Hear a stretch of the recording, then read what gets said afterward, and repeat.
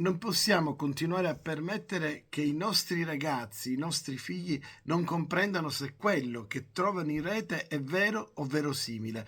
E bisogna seguire l'esempio della Finlandia, che è il primo paese al mondo per alfabetizzazione mediatica e fiducia nei giornalisti. Si può costruire una società diversa e certamente dobbiamo capire come farlo.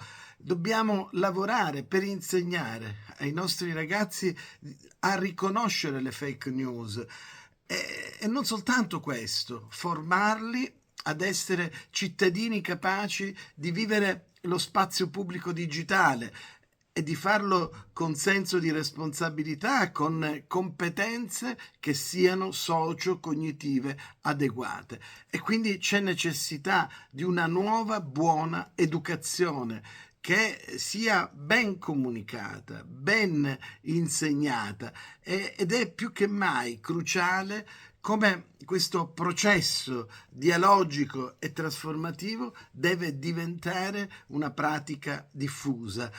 Bisogna trasmettere non soltanto competenze, ma bisogna promuovere anche una consapevolezza emotiva, bisogna che i nostri ragazzi abbiano affidabilità nelle relazioni, che ci sia una costruzione condivisa del significato. E quindi è importantissimo oggi lavorare affinché i nostri figli possano difendere la democrazia e si difende con il pensiero critico, si difende con la conoscenza, con l'intelligenza collettiva. Oggi noi invece continuiamo a non capire se tutto quello che leggiamo, che ascoltiamo, che troviamo in rete, se i video che scrolliamo sono veri o non sono veri.